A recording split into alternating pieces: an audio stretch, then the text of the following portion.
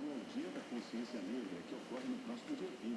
E o Ministério da Igualdade Racial promove uma série de ações para diminuir as vulnerabilidades das pessoas pretas e pardas, principalmente mulheres e jovens, como o Plano Juventude Negra Viva. Outras ações estão sendo lançadas neste mês para o combate ao racismo e promoção da igualdade racial. E para tratar dessas ações, recebemos ao vivo na Voz do Brasil, Márcia Lima, secretária de Políticas de Ações Afirmativas, Combate e Superação do Racismo do Ministério da Igualdade Racial. Boa noite, secretária. Boa noite, Mariana. Boa noite, Luciano. Boa noite aos ouvintes da Voz do Brasil. Um prazer estar aqui com vocês hoje.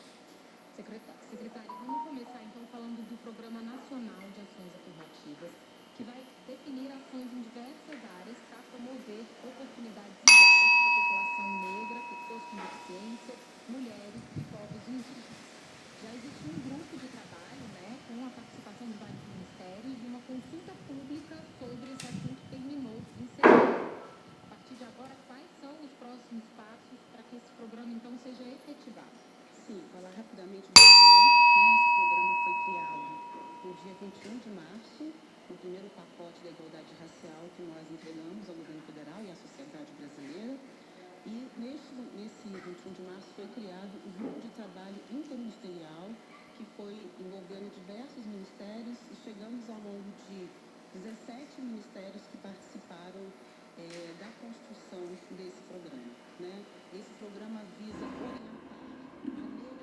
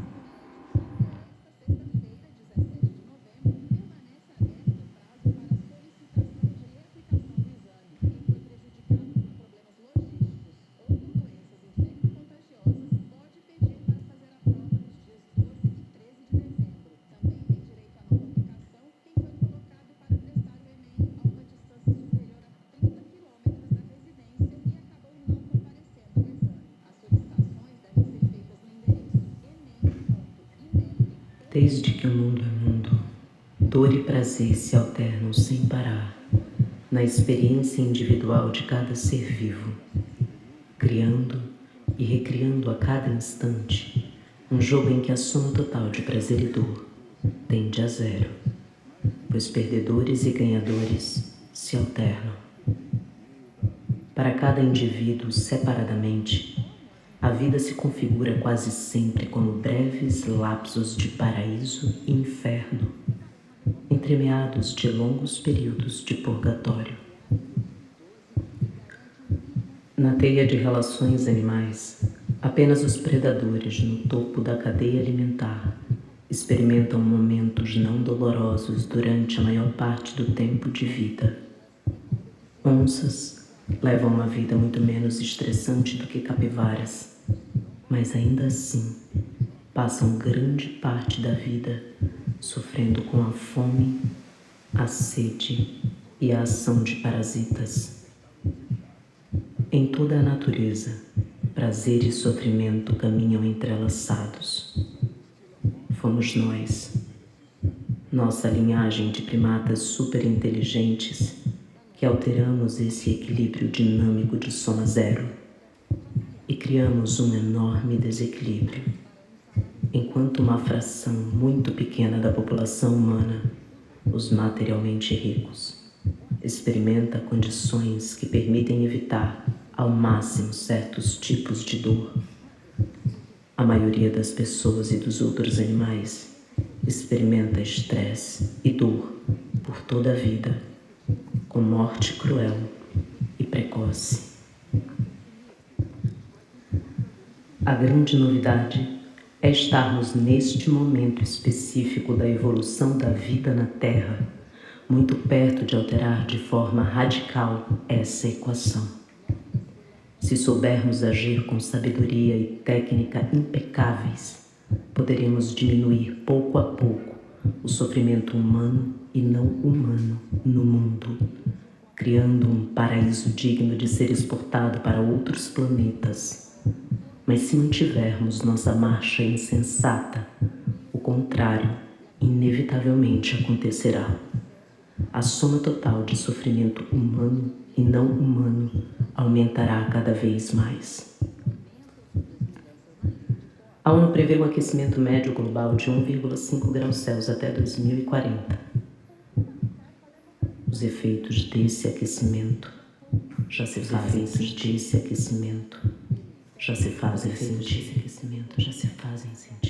Os efeitos desse aquecimento já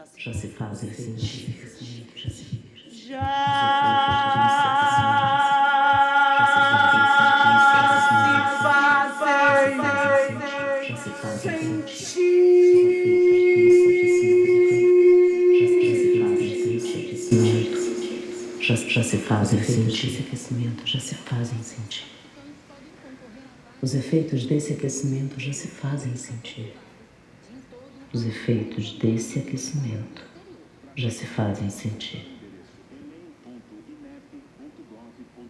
Os efeitos desse aquecimento já se fazem sentir. Lembrando que as notas individuais, levando em consideração o uso das questões, serão publicadas apenas em janeiro. Estamos muito próximos do ponto de não retorno. Estamos muito próximos do ponto de não retorno. Estamos muito próximos. Estamos muito próximos Não nos enganemos. do ponto A insegurança é o novo normal. de não retorno.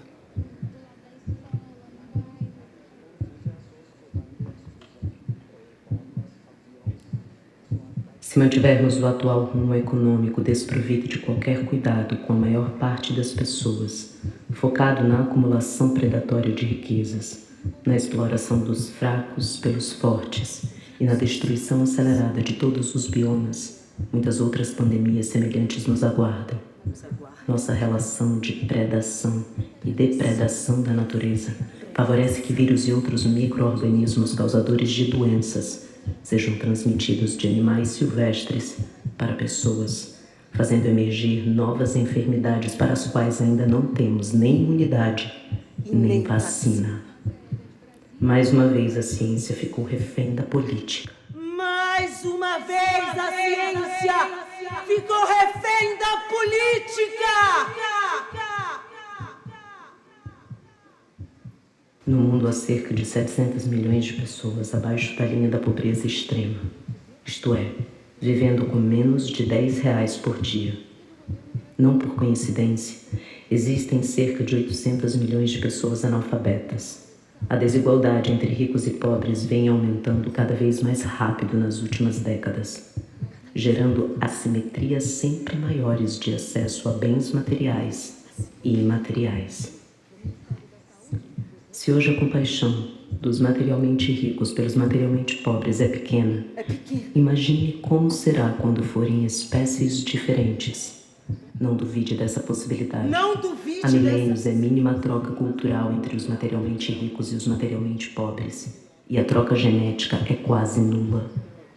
Estão dadas, portanto, as condições para a separação gradativa dessas linhagens de Homo sapiens, com a evolução de espécies distintas, marcadas pelo contraste entre a privação e a opulência quase sempre absolutas.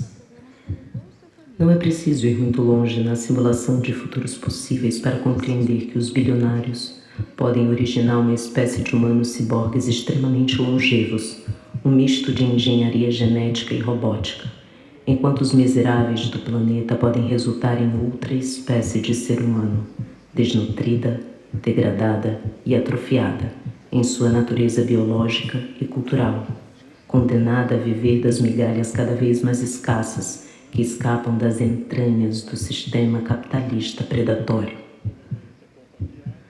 A sensação de que o fim do mundo se aproxima é nossa velha conhecida.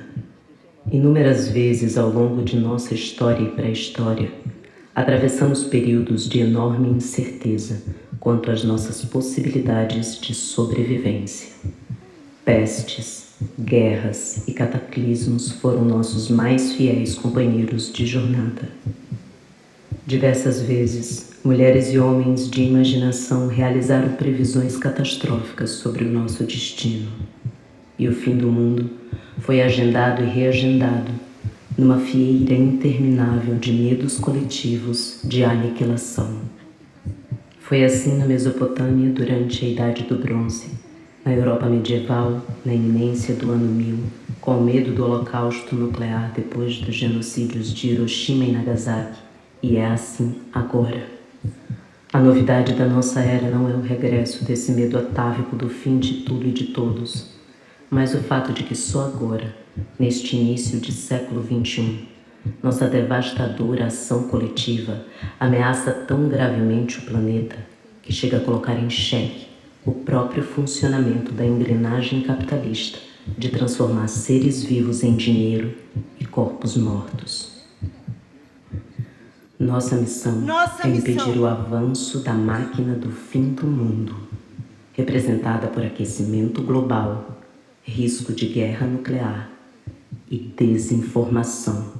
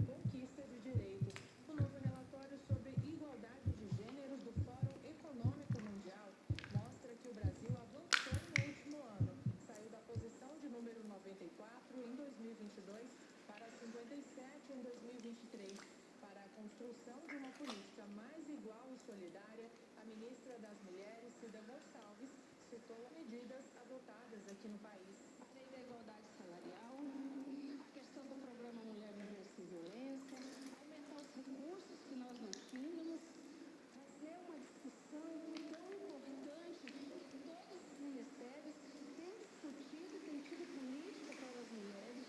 A lei da igualdade salarial, sancionada pelo presidente Lula em julho, estabelece medidas para tomar os salários mais justos, reforçando a fiscalização contra a discriminação de gênero. A ministra Cida Gonçalves também mencionou a adesão do governo este ano ao Brasil Sem Misoginia, uma mobilização nacional de enfrentamento ao ódio e a todas as formas de violência e discriminação contra as mulheres. Antes do encontro, as lideranças femininas foram recebidas pelo presidente Lula no Palácio do Planalto. Eles conversaram sobre o papel da mulher nas sociedades modernas e a necessidade de promoção de agendas que reduzam as desigualdades de gênero. Reportagem Gabriela Noronha. O Ministério dos Transportes lançou hoje o edital para o projeto e construção da ponte sobre o rio Mamoré, que vai ligar as cidades de Guajará-Mirim, em Rondônia, e Guiará-Mirim, na Bolívia. Ao custo de 430 milhões de reais, a ponte terá 1.200 metros de extensão. Não podemos esquecer que estamos em um momento único da história. Estamos na Terra há algumas centenas de milhares de anos. Somos um milagre surpreendente, o resultado de muitos acidentes. Pela primeira vez, em 4 bilhões de anos na Terra, criaturas que podem refletir sobre os tipos de questões que estamos discutindo. E apesar disso, aqui estamos nós, neste que poderia ser o momento final da existência do pensamento na Terra. Enfrentamos a séria perspectiva de extinção da espécie. Atravessamos uma tempestade perfeita, mudanças climáticas já praticamente irreversíveis, risco nuclear perene, extinção massiva de espécies e culturas, epidemia de mentiras na internet, microplastificação do ambiente, falta de água, ausência de saneamento e educação pública depauperada. Nunca estivemos tão próximos de cumprir as piores profecias sobre nós mesmos. Vivemos a era da destruição de qualquer futuro. Paradoxalmente, entretanto, vivemos também a era da criação de qualquer futuro. Por incrível que pareça, nunca estivemos tão próximos do paraíso. Entre todas as formas de vida que existiram na Terra ao longo dos 4 bilhões de anos de evolução deste incrível experimento da matéria no universo, apenas as mulheres e os homens do nosso tempo, meros 7,9 bilhões de primatas bípedes, apresentam um projeto de fato viável para aprender a viver de um jeito em que o prazer prevaleça a dor. Desde os anos de 1960, o mundo passou a produzir comida suficiente para alimentar todas as bocas. A eliminação da fome, um imperativo ético até então utópico, passou a estar ao alcance da sabedoria humana. Entretanto, infelizmente, o fim da fome ainda não aconteceu. A revolução agrícola baseada em latifúndio, monocultura, fertilizantes, pesticidas e mecanização não entregou o que prometeu. O excedente de comida teima em não chegar à multidão de famintos. Enquanto isso, o capital vai se concentrando, os agricultores vão sendo substituídos por máquinas, o solo vai se arruinando e a produção em massa de alimentos ultraprocessados vai perdendo em nutrientes o que ganha em agrotóxicos, antibióticos, hormônios, conservantes, estabilizantes e outros aditivos. Essa galopante miséria alimentar se apresenta sob inúmeras formas, desde fome e desnutrição até depressão, obesidade, diabetes, doenças cardiovasculares e talvez até mesmo o autismo. Para piorar, a produção desenfreada de plásticos a partir do século XIX acabou por contaminar todos os habitats planetários, da mais alta montanha até as profundezas do mar. A ingestão e a respiração de micropartículas de plástico são uma ameaça toxicológica. Será preciso muita sabedoria coletiva para retomar o sonho do bem comum e construir de forma adequada o futuro da espécie. Nossas ações e inações nos próximos anos serão determinantes para o porvir planetário. Ao mesmo tempo que voamos rumo ao futuro transportados nas asas enormes de nosso fabuloso tesouro multicultural, precisamos compreender para o benefício das gerações que nos sucederão, que estamos atolados em péssimas tradições. Ao lado das mais belas joias culturais do passado, herdamos também um enorme estoque de lixo tóxico, neuroses atávicas, poluição mental e miséria comportamental. Só porque algo é antigo não significa que vale a pena ser mantido, pois o tempo tanto pode depurar como apodrecer as coisas. Precisamos de cura. Precisamos de cura. Precisamos de cura. Precisamos de cura.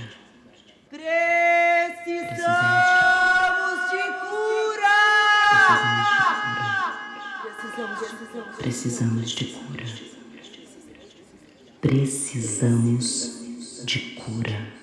Precisamos. Precisamos de cura. Precisamos de cura. Também ressaltou que o modelo brasileiro é referência para o mundo pela agilidade, segurança e transparência com que divulga os resultados Indenizado pela perda de receita verificada.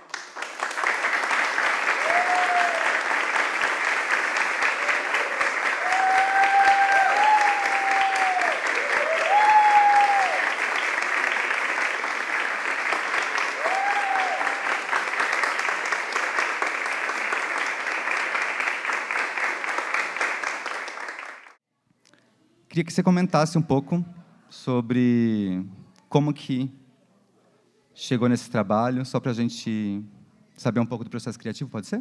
Pode. Gente, tudo começou com meu filho Antônio, que está ali. Esse serzinho veio para... I love it! Te amo, filho. Na pandemia, a gente trocou muitas ideias e a gente ficava imaginando, numa dessas conversas, não sei nem se ele vai lembrar, a gente falou sobre como seria se a gente pudesse imaginar a coisa diferente. E aí, um pouco depois, eu li um texto do Ailton Krenak, que ele fala sobre a cosmovisão, e, na sequência, chegou o Siddhartha. Esse aqui, gente, é um livro que mudou a minha vida. Chama Sonho Manifesto, chegou no processo da pandemia. Quem me apresentou esse autor foi a Tati Azig. A gente está num processo de um outro projeto, meu primeiro projeto solo, de uma peça, que chama Mergulho. E aí ela falou, cara, tem um cara que é muito legal, um neurocientista, ele é um médico incrível e ele escreve de maneira muito fluida, tem a ver com o que você está querendo falar. E aí, quando eu encontrei o Siddhartha, eu falei, nossa, ele conseguiu reunir material científico, informações com fontes seguras e poesia.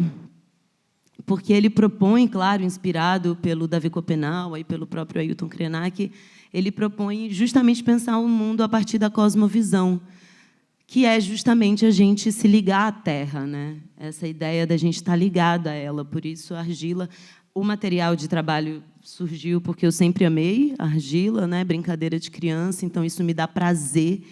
E eu sempre tento relacionar, mesmo que o meu trabalho trate sobre questões que eu julgo urgentes e, às vezes, são processos dolorosos, eu sempre tento trazer algum dispositivo de prazer que me gere prazer, e a argila me gera muito prazer, o processo com ela, ter que trabalhar ela, enfim, toda essa... esses símbolos que a própria argila traz, né? Religiosos, espirituais, a relação com a terra. Então, foi um pouco por aí, veio do Antônio, das nossas conversas. Eu não posso fugir disso, né? Estou educando um menino e acho que é uma responsabilidade muito grande educar um ser, e talvez tenha sido o projeto mais maluco da minha vida, então agradeço ao meu companheiro, Ricardo, que está por aí. A gente tem feito isso, acho, de maneira muito amorosa, se respeitando e também se pondo limites. E acho que vem um pouco daí. A gente que agradece, viu, Áurea, a tua presença mais uma vez no Território Corpo. Assim, é sempre um prazer imenso te receber, porque tu traz propostas que são bastante inquietantes. A gente está aqui há 10 dias, né? Mais ou menos isso, um pouco menos, talvez, vendo muita coisa, Território Corpo Voz, vendo muita coisa, escutando muita coisa, sendo atravessado por várias experiências. E, talvez, se for possível, eu queria que tu compartilhasse um pouco com a gente essa ação disruptiva, estética, que tu traz, que é esse corpo que ele vai de um campo que é mais intimista, ele vai explodindo, e aí tem uma voz gravada, com uma tecnologia de mixagem ao vivo, né? Tem várias camadas do contemporâneo para trazer um debate que é urgente, né? Que não é figurativo, que não é ilustrativo, mas que está no campo da sensibilidade, da percepção, que vai alcançando, de fato, camadas sonoras, corporais, verbais, sinestésicas. Então, como é que vocês chegaram a essa composição assim tão absurdamente fragmentada, disruptiva, mas que faz muito sentido no contexto de um todo, né? Existe aí uma microcuradoria desses desejos, que assim, o que é que fica, o que é que tira, como é que se compõe isso, né? Então, se puder compartilhar um pouco para a gente. Eu agradeço por essa pergunta, porque tá tudo no livro, gente.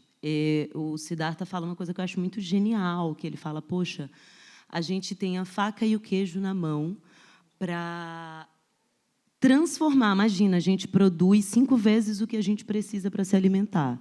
Desde 1960, a gente produz alimento suficiente para sanar a fome.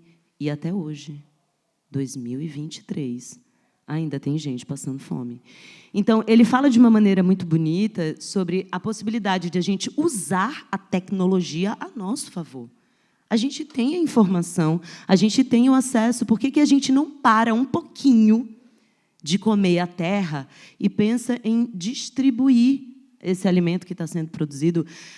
E eu acho genial isso. Então, tinha muito a ver com isso, de, bom, se ele está dizendo que a gente tem esse recurso e a gente pode usar ele a nosso favor, eu achei que...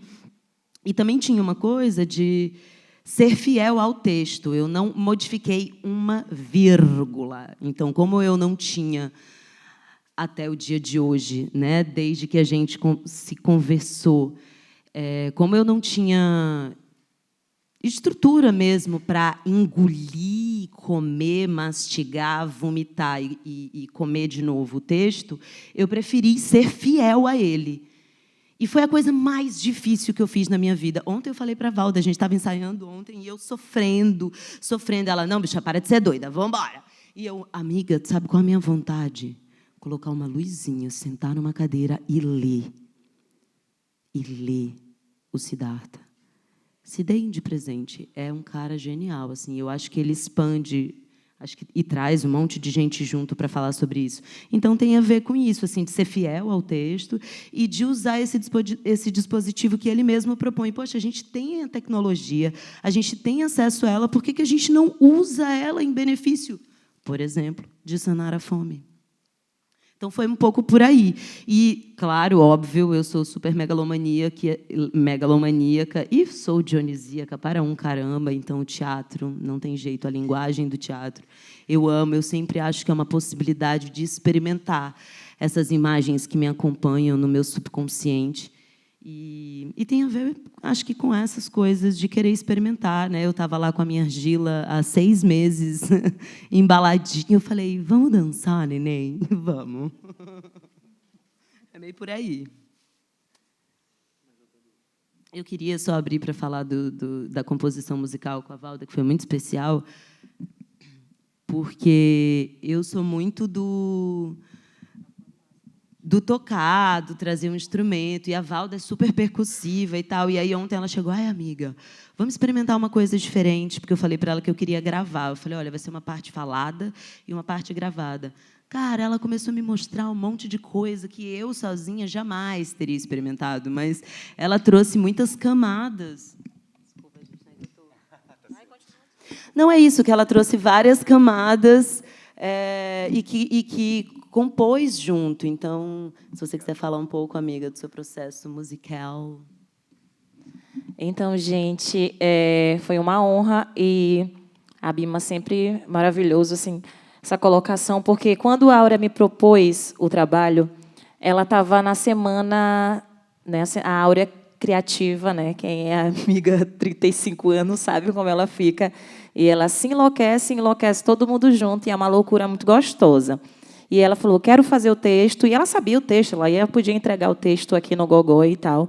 Aí, durante a semana, ela foi contando do processo. Eu falei, onde isso te toca? Porque como eu venho do maracatu, toco percussão e tal, aí ela falou, eu quero fazer alfaia. E o nosso antigo experimento que a gente fez em 1900, a gente fez com a percussão ao vivo, com a alfaia, Foi maravilhoso. com o gongue, com a B, experimentando, né, vários ritmos. E aí, dessa vez, ela falou, com as coisas que ela foi me propondo, eu disse, cara, tá rolando isso aqui no mundo.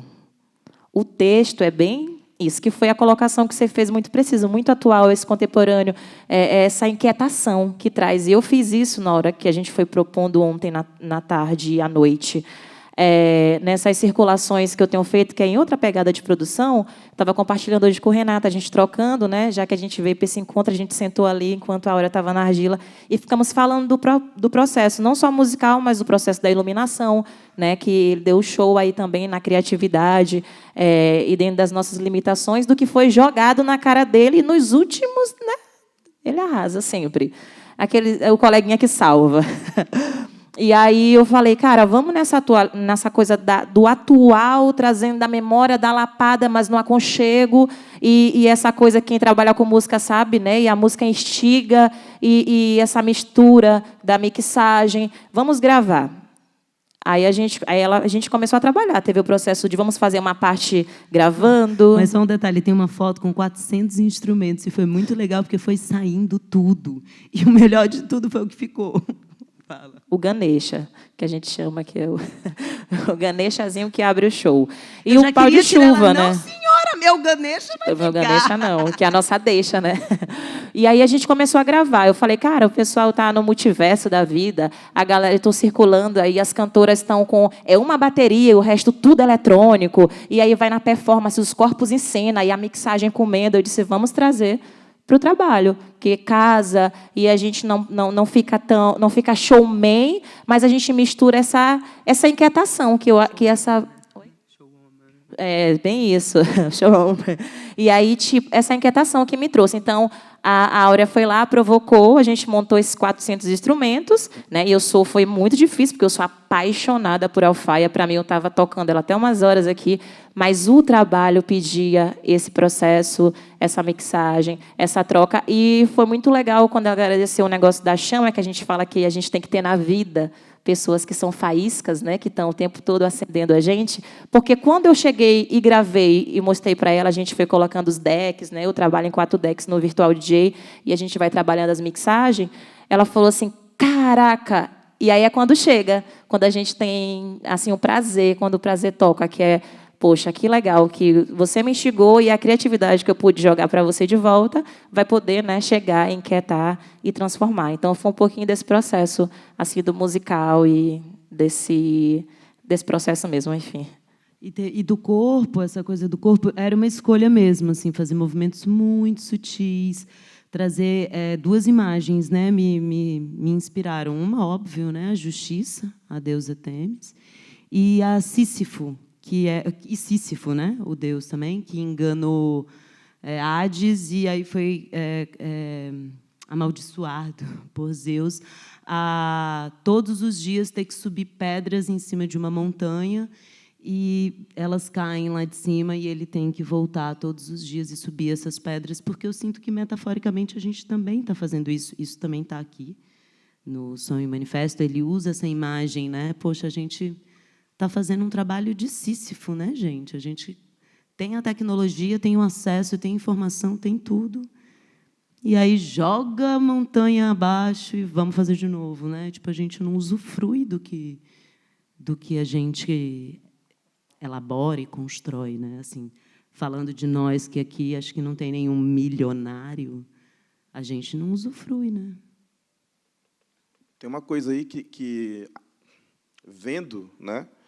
E aí, vendo primeiro, e agora te ouvindo, que tu fala assim, do desejo de pegar esse texto, fazer né, de tirar, botar uma vírgula para cá, botar uma vírgula para lá, e aí ruminar, vomitar, voltar, mastigar. Só que tem uma coisa que eu acho que é legal de ver no trabalho, e acho que a gente está aqui com os artistas da semana passada, que são das cenas curtas, pelo menos alguns aqui estão por aqui, dessa troca, que é, às vezes, talvez a gente queira fazer tudo isso só a partir do texto, né?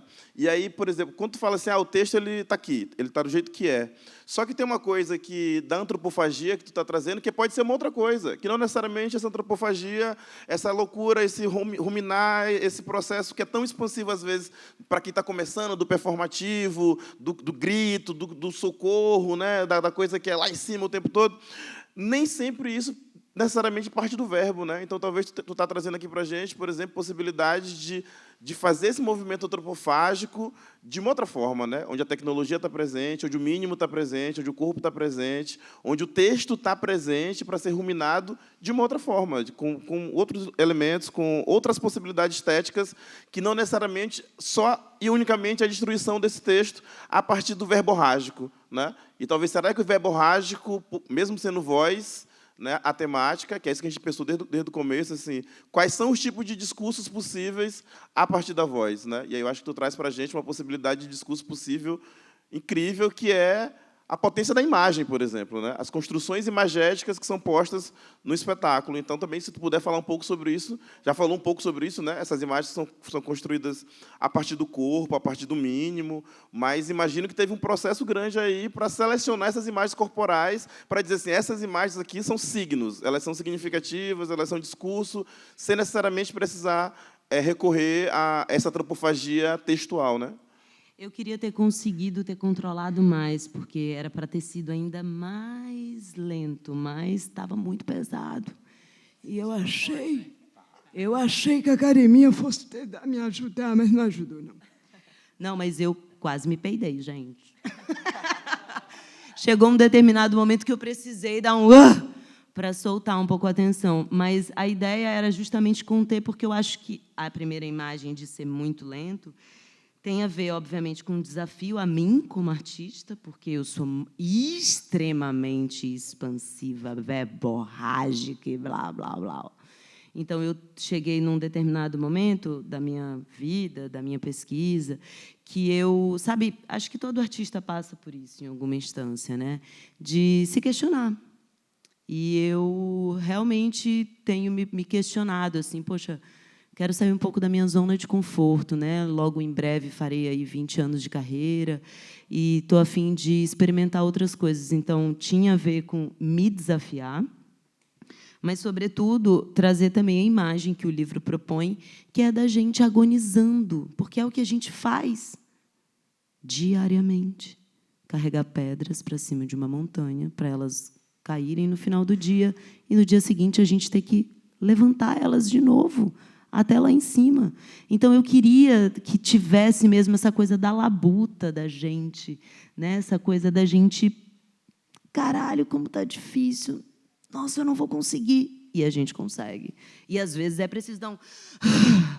Então, tem muito a ver com o texto, sobretudo os movimentos. Então, até a música acabar, eu só mexo os olhos. Eu sou metódica, né, gente? Sou virginiana, eu sou extremamente metódica. E eu já estava assim, desesperada, porque eu falei para a Valda, minha irmã, quando esse público entrar, tu já dá os 3 badalos, pelo amor de Deus. E entre um badalo e outro, 10 minutos, daí eu ali já... Mas explica esse processo. Eu tô brincando, gente, estava tudo combinado. Não, estava tudo combinado, era isso mesmo.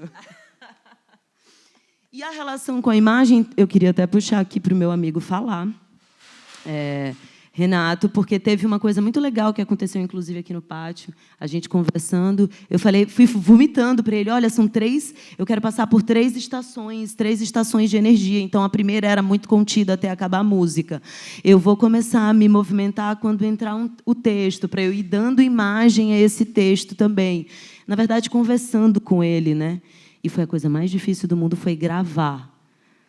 Porque a vontade que eu estava de sentar aqui numa cadeirinha e ler esse texto estava muito grande. Até hoje, quando eu cheguei, eu vi mamãe montando a Cidadela, eu falava, gente, mas eu podia... Eu falei para o Carlo, ali ele sentou uma hora, a gente montando a Cidadela, eu falei, gente, eu queria tanto sentar, mas não seria eu, então eu agradeço, ainda bem que ninguém me deixou desistir. Mas tinha a ver essas 3 estações, num primeiro momento com esse corpo do nosso, que trabalha, que levanta mesmo a pedra para cima da montanha. Num segundo momento, tinha essa coisa do não, vamos para a vida mesmo segurando. Então, tinha a ver com isso, de construir essa cidade, de estar ao redor dela e dar conta do texto. E o terceiro momento, não é mesmo, meus amores? É o mundo se acabando, né? Tanto que, quando a gente estava trabalhando, Valda estava criando a música, e eu falando, ai, e aqui tudo se destrói. E aí ela... jogou uns aplausos. Eu falei, menina, adorei. Aí, na hora, eu viro para o público. E aí, gente? Vamos embora reconstruir essa porra? Por um segundo, não entrou os aplausos. No final, eu falava, e aí, gente? Vamos embora. Todo mundo bota a mão na massa. Vamos imaginar um mundo diferente. Mas, obviamente, que, enfim, a vontade de encerrar com essa coisa linda aqui, que não é todo dia que a gente tem o privilégio de apresentar e dançar junto com uma mangueira. Falei, não, vamos encerrar com ela. Então, tinha muito desejo de trazer o que eu estou sentindo, né? Esse, não, vamos tentar. E esse, tá puta que pariu. Eu ia falar da luz, porque rolou uma coisa muito legal, que era, eu vomitei, então, essas 3 estações, e o Renatinho foi propondo coisas, e eu achei muito precioso a maneira como ele foi propondo de... Então, nesse primeiro momento, a gente vai fazer uma luz que vai se achando, né? É isso, eu estou ali como figura, e ele hoje também propôs umas coisas que eu achei muito legal, de uns escuros, de uns lapsos assim que a gente tem na vida, né? Quem nunca desmaiou no meio da rua? Eu já. Mas, enfim... Eu ainda não. Eu também não. Gente, entendeu? Estamos vivos. Mas, assim, o processo da iluminação, para mim, ela é muito de laboratório, assim, né? E eu gosto muito de experimentar coisas, e que foi uma coisa que eu já tinha, mas que Nicole, quando a gente for montar a Vagabunda, a Nicole quase me enlouquece com isso, porque ela enlouquece as pessoas, gente. Mas só que aí Nicole é um preparo para que eu não enlouqueça quando vem uma áurea da vida. Mas só que assim, o processo dessa iluminação específica, ela foi... Hoje, para mim, ela foi um experimento de como que do que a Áurea me falou, das imagens que eu tinha e da temperatura que eu acho que deveria ter os ambientes, né? Então, eu trouxe muita saturação, muita âmbar, verde, essas coisas muito saturadas, porque eu acho que a gente está nesse lugar do sintético e do aquecimento, do calor, do escuro, do claro, do azul, e das coisas dessas coisas que a Áurea gosta. A Áurea gosta de umas coisas assim, dos penduricalhos, assim. E aí mulher, vamos ver o que a gente vê, que a gente vai fazendo. E hoje foi uma construção muito assim da montagem, das coisas, mas, ao meu ver, a luz ainda não é essa. Eu acho que eu vejo uma outra coisa, outros recortes. E aí eu acho que a gente está nesse processo de construção mesmo, de se conversando. E então a gente vai se conversar mais, ler mais, dialogar mais, quebrar mais a cabeça, para que a gente, de fato, imprima uma imagem que essa performatividade da luz venha com a performatividade do corpo dela em cena. Acho que é isso. Mãe, a senhora quer falar um pouco sobre esse processo? Gente, é isso. Eu coloquei uma galera no fogo e hoje mamãe construiu essa cidadela. Eu quase morro de rir. Eu falei, mãe, é assim, é só para a gente ter uma ideia, não precisa ser nada. Minha mãe é boleira. Chegou aqui com um monte de espátula, com um monte de equipamento de fazer bolo, de não sei o quê. E aí, olha, eu pensei nisso aqui, ser as janelinhas das casinhas. Eu, vale, Nossa Senhora. Conta um pouquinho, filha, do seu processo, que aí a gente abre para quem quiser perguntar. É que ela imagina e eu crio. Sempre foi assim. Mãe, quero esse figurino. Te joga e resolve. Faz, né? E aí ela disse, eu quero uma cidade, eu quero uma rua, eu quero um rio. Eu quero. Eu quero uma favela. Eu quero um morro cheio de casinhas. Eu quero vários prédios. Aí eu... Tá, então tu tem que trazer espátula, tu tem que trazer moldador, tu tem que trazer e um pote de sorvete para fazer os prédios.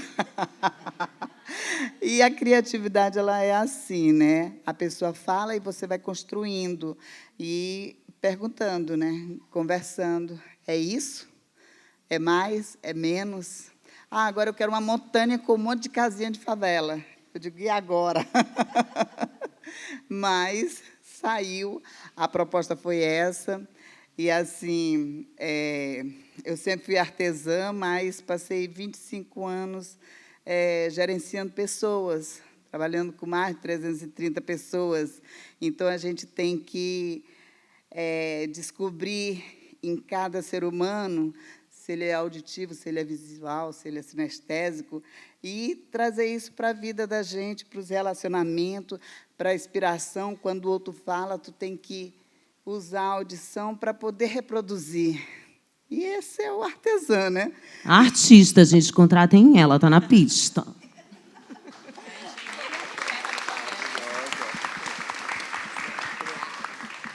Ela fez esse figurino em 2 minutos para mim. Eu falei, mãe, não tá muito curto, meu Forebs vai aparecer. Ela, tia, calma, querida. Isso era uma calcinha, virou um macacão. Juro por Deus. Era uma calcinha daqueles shortinho. E aí ela foi lá e tchau. E eu, mua. Não ia ser vergonha. Alguém quer perguntar alguma coisa? Renato fala que hoje foi um experimento, assim, mas foi possível sentir e visualizar as propostas do texto, por exemplo, assim, tipo, consegui passear assim, o verde, o vermelho. Teve um momento que as luzes piscavam também, que deu essa ideia assim de reconstruir um outro lugar assim do imagético. E, enfim, foi incrível, assim. A luz, o som também, no começo frio, né? Também depois de ter passado por uma oficina com a Áurea, assim, acho que deu para perceber muito um trabalho de corpo também, assim, das posições, da respiração, do som, como esse lugar de conectar, né? Estar presente. E queria que vocês falassem um pouco mais, assim. Mayra, até uma linda sempre. Obrigado. A questão do estrobo, a Áurea já trouxe para mim. Hoje ela chega assim, ela pirou na casa dela. Aí ela fala assim, olha, amigo, eu vou ensaiar tal dia, eu vou te mandar, porque a gente não teve tempo de se encontrar, né? Isso é uma coisa meio virtual. Amigo, eu vou te mandar o vídeo dos ensaios. Até hoje, se chegou para ti, chegou para mim. Aí, chegando aqui, a gente conversou lá, amigo, tem uma hora que tem que ter assim, uma sirene, que fé. Aí eu, tá bom, amiga, vai. Não, mas no ensaio, ensaio não, na nossa primeira reunião, a gente tinha falado de 3 estações. Não, 3 estações, sim. Aí, hoje ela chegou assim, olha, amiga, eu tenho uma sirene, que eu acho que é o momento onde a gente vai derrubar a cidade, que se instala o caos e tal. Então, assim, da iluminação, ela traz muita coisa, ela traz muitas informações, eu vou colhendo e vou pondo em prática o que ela me traz, assim. Porque o iluminador ele não faz a iluminação sozinha. Eu sempre estou perguntando para os artistas porque ilumina, assim, como ele visualiza a cena, que cor que é, como é que ele tem a imagem. Então, o varal de luz, eu armei de um jeito, ela falou assim, amiga, tem que ser em volta da cidade. Aí, quando ela viu que estava em volta da cidade, não estava em volta da cidade, ela disse, amigo, acho que é melhor te juntar tudo no meio, né? Eu disse, tá bom. Aí a gente refaz. Porque eu acho que a construção da iluminação, ela é isso, né? Ela é um processo. E ela é uma linguagem. E ela é uma linguagem. E essa iluminação, eu também tenho uma dramaturgia que tem que estar ligada com as cenas. E essa comunicação com Valda, a gente ouviu o som antes, o texto, o áudio.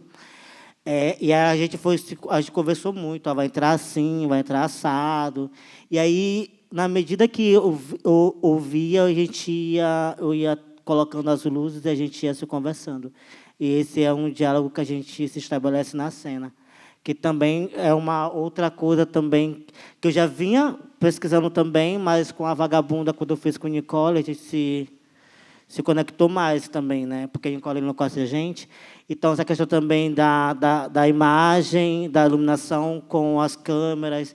Então, é uma pesquisa que eu venho buscando, assim, experimentando, como a luz interfere na câmera e como essa luz interfere na cena e com a sonoplastia. Então, acho que é uma bagagem assim, que a gente vai, a cada trabalho que a gente vai fazer, a gente vai botando mais um grãozinho assim na bolsa e a gente vai enchendo o papo. Mas é isso. Só para fechar, que foi, a gente pareceu assim tudo muito, porque experimentou e tal, mas foi um projeto piloto conversado. A gente conversou, teve esse momento. A gente estava com o nosso roteiro, eu estava com o meu roteiro do som. Igor estava com o dele ali, que ele também entrou, né? Igor aqui, ó, mais do que Renato, o Igor hoje entrou como um protagonista também, que ele protagonizou meteu muito. Esse microfone, fez umas coisas que a Áurea pediu também. E aí o Renato também estava com o roteiro da Luz, então teve essa conversinha para a gente poder. E aí o que a gente fala é maturar, né? Porque aí depois a gente vai conversar mais, até a gente conseguiu fazer um plano de Luz mais organizado, pirar um pouquinho mais no som e colocar e enlouquecer a Áurea também, né? Já que pior que nunca vai acontecer, porque o que pior acontece... que nunca acontece, a performance. Não, claro. Nunca vai acontecer, porque o desejo desse projeto Argila é ser uma performance. Então, na primeira aparição do Argila foi um capítulo. Esse é o segundo capítulo. Então, na próxima vai ser um terceiro capítulo. Por quê? Tem um filme que me inspirou muito, chama Fahrenheit 451, que é um filme que mudou a minha vida, que é um filme que, não lembro agora exatamente o ano, mas lá pela Europa, alguém me corrija se eu estiver errada, foi proibido livros. E aí a história era, eles queimavam os livros, né, o grau 451 e Fahrenheit, enfim. E aí a história é que as pessoas eram proibidas de ler. E aí tinha muito também dessa inspiração, assim, de, bom, eu fiquei com muita vontade de sentar e fazer esse texto inteiro, porque, para mim, ele é impecável, do começo ao fim. Então, tinha muito esse desejo, e é uma pesquisa de vida, apreender o livro. Porque era isso, cada pessoa, no final do filme, vira um livro. Então, eu sou, sei lá... O livro do Foucault sobre sexologia, não sei o quê. Eu sou Brecht, eu sou, sei lá, Galileu Galilei. Eu sou Clarice Lispector, entendeu? Eram várias pessoas, livros. E eu, conversando com um amigo músico uma vez, eu falei, caramba, você sabe muita música, né? E aí eu parei para pensar, falei, gente, quantas poesias eu sei falar, quantos livros eu sei apreendido, quantos textos eu tenho estudado. Então, é um projeto de vida. Saber o livro inteiro, saber contar cada capítulo. Então, o Argila, acho que para os próximos vão ser outros capítulos. Esse foi só um. Alguém quer perguntar mais alguma coisa? Oi, boa noite. Primeiro, eu queria agradecer e parabenizar pelo trabalho. Fiquei muito tocada, muito, muito, muito bonito. E logo quando a gente chega, a gente tem logo aquela imagem incrível, impactante, né, de você aqui no centro. E aí eu fiquei me perguntando, né, fiquei curiosa para saber como é essa tua preparação prévia, né, se você tem um ritualzinho antes disso, como você chega já nesse estado de concentração que, desde que a gente chega, a gente já vê que emana todo o espaço e chama muita atenção. Aí eu fiquei um pouco curiosa em relação a isso. Bom, começou ontem à noite o meu processo, que eu sou obsessiva, muito, muito obsessiva. Então, antes de deitar, eu li umas 20 vezes, porque eu tinha chegado com vontade de... Falei, gente, vai que, né? Me dá uma doida, eu sento na cadeirinha e leio, quero estar com ele impecável. Então, começou o processo ontem à noite. Eu tinha prometido para a Valda que ia mandar para ela o texto, porque a gente fez uma gravação para ensaiar, mas não estava com uma qualidade boa. Então, eu tinha que acordar já sabendo qual seria a minha trajetória para gravar. Embora eu seja locutora, eu tenho muita dificuldade de fazer uma escolha radical, assim, porque eu quero falar, eu tenho a necessidade como atriz de falar, eu gosto de falar texto, mas eu me desafiei a não falar dessa vez. Então, foi um processo bem difícil. Então, eu passei a manhã inteira gravando esses 2 textos, repeti umas 285 vezes, porque numa eu errava uma vírgula, na outra eu tinha inventado uma palavra que não estava no texto, na outra um carro tinha buzinado. Falei, gente, eu nunca vou conseguir acabar esse negócio, mas deu certo. E aí o meu processo começa de aquecimento quando eu vou para a argila. Então, começou ontem, né? Eu passei a tarde inteira trabalhando meus braços. Antes de mexer na argila, eu alonguei, porque eram pedras. Isso ontem eram pedras que, se você jogasse na cabeça de alguém, matava. Então, esse processo com a própria argila já é um aquecimento e uma preparação. Eu passei a tarde inteira batendo essa massa com a minha mãe, organizando. Então, isso já é um processo também de eu entrar num movimento de concentração. Então, me ajuda muito estar em contato com a argila. Eu não terceirizo essa etapa, porque, para mim, é importante como aquecimento. E também porque é muito difícil, é muito denso. Então, já me traz uma qualidade. E, obviamente, que antes eu faço todo um aquecimento, por mais que nesse trabalho em si eu não tenha usado a minha voz do começo ao fim, é também a minha voz que está, porque é o meu corpo e tudo é uma coisa só. Então, eu me aqueço, eu faço um processo, eu me banho de lavanda, porque eu tenho um negócio com perfume, com cheiro, para alterar a minha própria alquimia. E eu cantei uma música e fiz uma indicação para toda a equipe, que era: a palavra é fluidez. Independente de se a luz entrou na hora que não foi, se isso era o que não era, não é sobre isso. É sobre qual é o dispositivo que nos traz até aqui. E eu queria que fosse fluido, porque, por mais que a vida seja assim, a gente está indo, não está? A gente vai, menino, que nem quem desce na boinha lá no Rio. Então, tinha esse desejo. E eu sempre canto uma música antes de entrar em cena, mesmo que eu não cante em voz alta, que diz assim: ó Dioniso, nos dê a graça para compreendermos tudo que aqui passa, os mistérios de Eleusis. Dioniso é quem nos traz. Dioniso, Dioniso, Dioniso, Dioniso.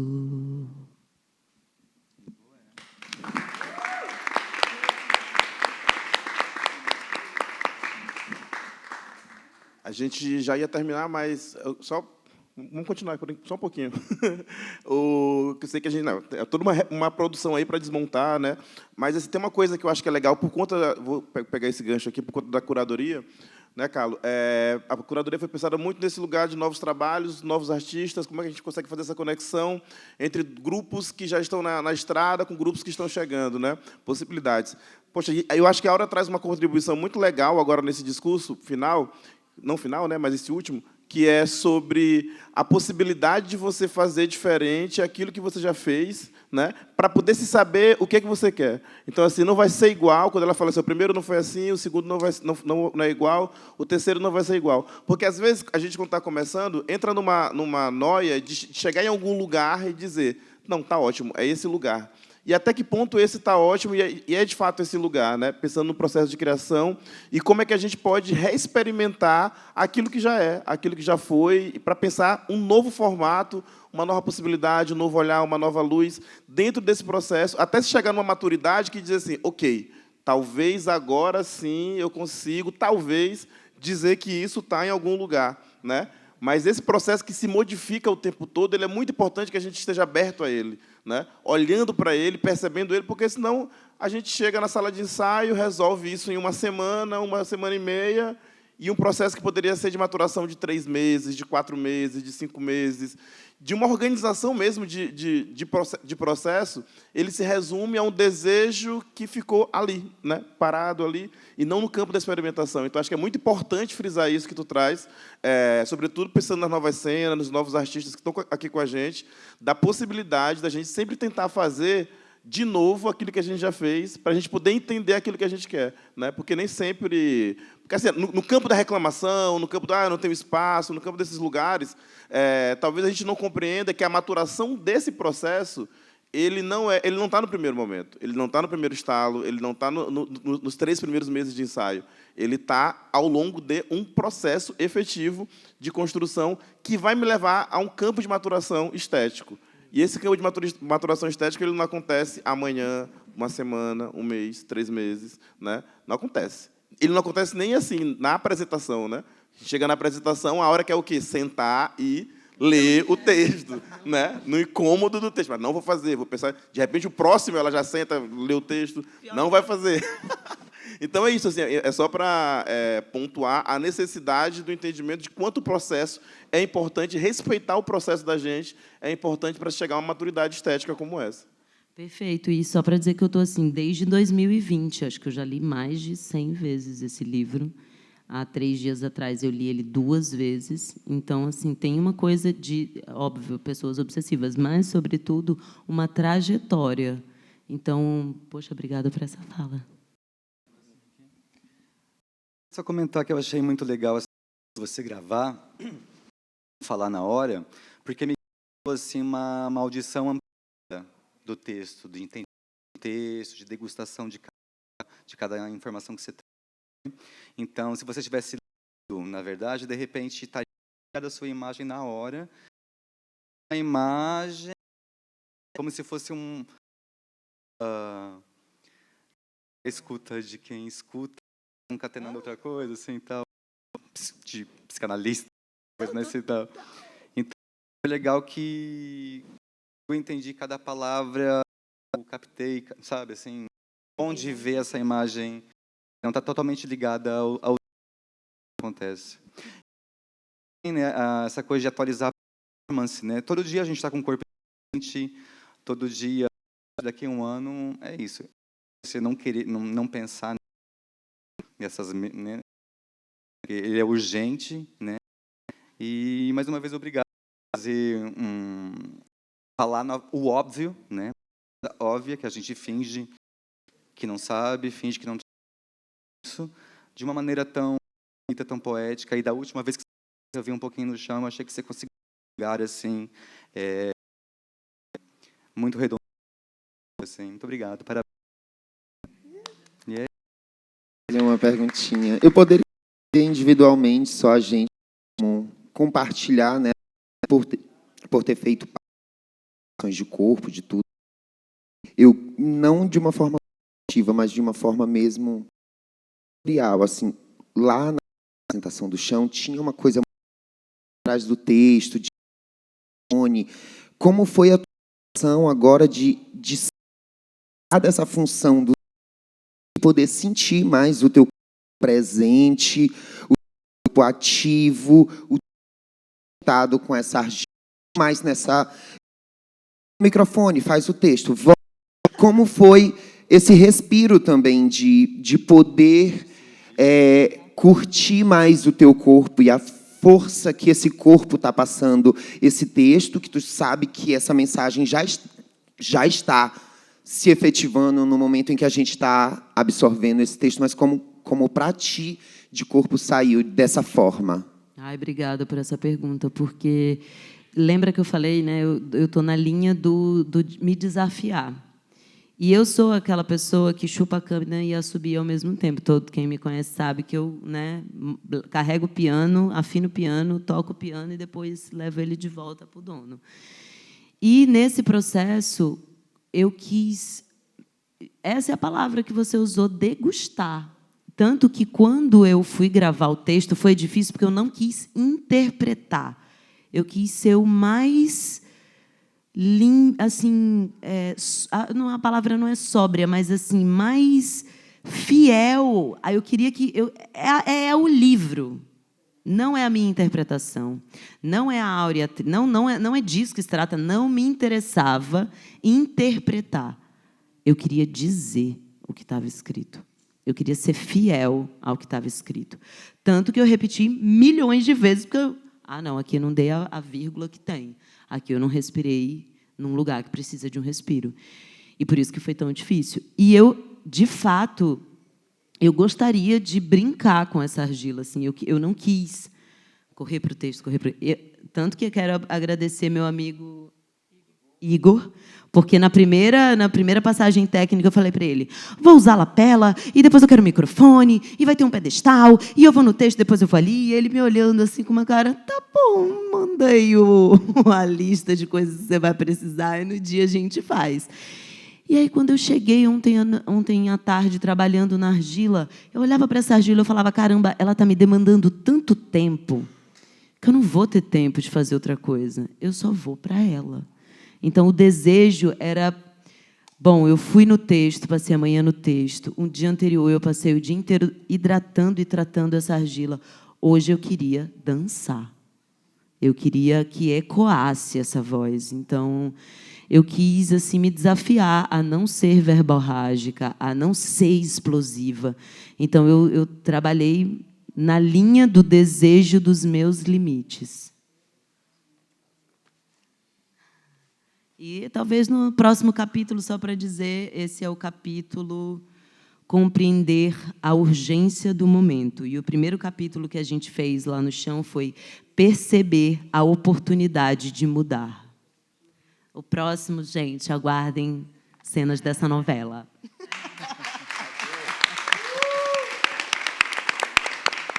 Obrigada, Território Corpo!